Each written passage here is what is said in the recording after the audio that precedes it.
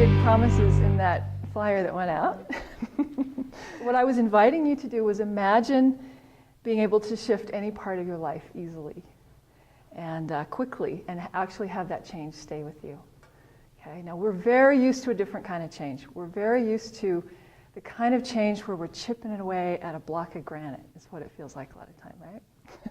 It's like, yeah, that did something. I feel it. It's a little bit different. But what we're talking about tonight is a whole different view, a whole different reality. Okay, so we're just going to talk a minute about the brain, okay?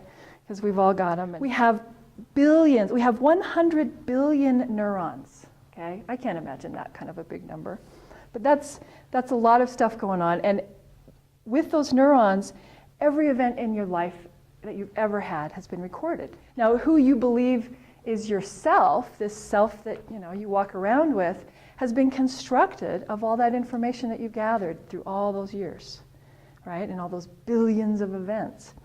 So here you are sitting here thinking that this is you, right? We talk about limiting beliefs. How did they get there? Right? We have an experience, our subconscious makes sense of all that, and we make a decision based on that, right?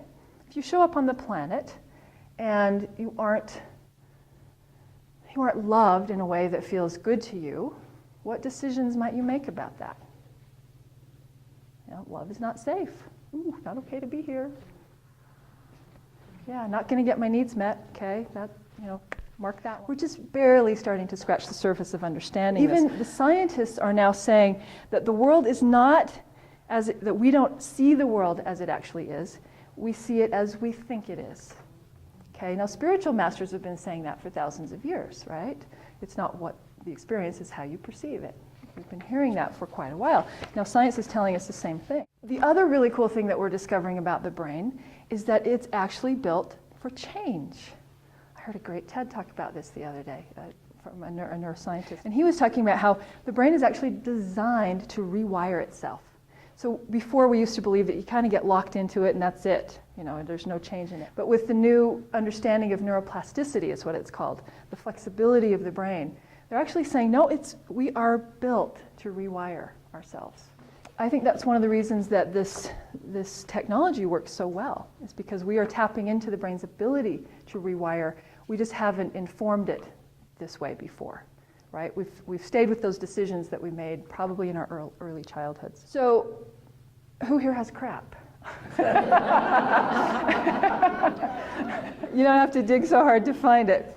So, when we look at where did that come from, those decisions that were made in early childhood, it really seems that you didn't make those up for the first time, I think. I've never come across a limiting belief that was truly original. Okay, all these things we have. Let me hear a few. What are some of those nasty little thoughts that run around in your brain?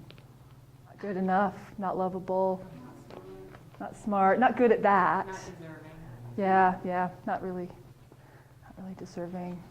We have thousands of them. But we think that's who we are because they're looping around all the time, right? There's a great book called The Biology of Belief by Bruce Lipton. He talks about how our beliefs actually create our physiology. They actually turn on and off our genes, right? So if you have a genetic, inheritance or a predisposition to a certain kind of disease, could that be as much about the beliefs that come with it? So again, none of these are original. Do you think some of the limiting beliefs you have are maybe the same ones your parents had? Just maybe? And maybe the ones that their parents had? Just check that out, see what you find. So beliefs really are the foundation of our experience. Whatever they are doesn't necessarily mean it's true, but they're what we think it is. And our subconscious mind has this job of just matching reality with what those beliefs are. Oh, see, I'm not lovable. Yep, see, that proves it. Okay, we do this all the time. We're just matching. Yep. We have the neural pathway in place. It just keeps running, and we keep creating our reality from that. What I'm hearing a lot lately is things like, success mindset, millionaire mindset, all this kind of stuff. And what's coming at us is a lot of information about how important it is. And they're saying, okay, here's how you should think. Okay, we studied all these wealthy, successful people, and we figured it out, right? So here, this is what you need to be thinking. This is what you need to be believing. Ready, set, go. You know, and that's kind of how it's delivered to us. And I think you'll see as we get into this process, and you probably experienced for yourself, it doesn't really work that way. You can try to think something, right? But if you don't really believe it, it's not gonna stick. We kind of use affirmations in the same way, right? We repeat what we want to believe over and over and over and over. Does it really work?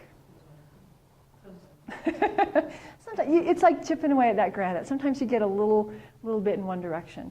And again, I think you'll see when we're doing the testing, it's like if I say, I deserve to be loved, and I say that 100 times, and if my system is weak, every time I say that, is it actually making a change? Or is it probably setting up some internal conflict or a little conversation that says, no, you're not. Okay? I deserve to be loved. I don't. Right? We're going to go right into the root level. We're going to go right into the subconscious, and we're going to talk to it. Say, hey, can we change these things? They're not really working for us anymore. And chances are your system will say yes. You bet we can. That's my job. I'm all wired for that. Right? Now, if your system says, nope, not okay to change that, there's a really good reason for that. And it's always perfect, and I always trust that. It usually means that there's some other level of safety that needs to be achieved before that belief can change. Change is a great place to start because we want to transform our lives. And we may want to experience change, but we also probably have some resistance going on at the very same time.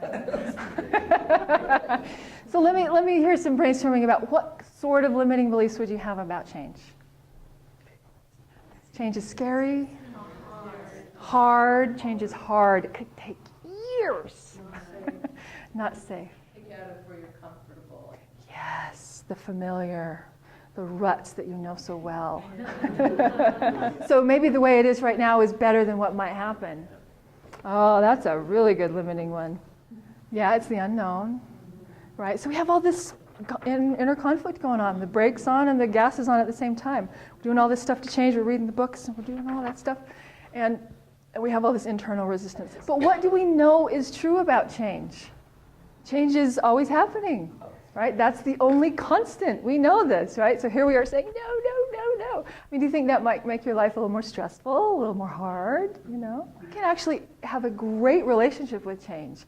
Love it. Bring it on. What I prepared for us tonight is a nice big fat list of wonderful beliefs about change. We'll actually tackle that list, and my intention is that you all walk out of here with those lists installed in your hard drive.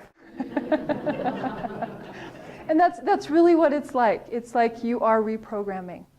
That's where we're headed.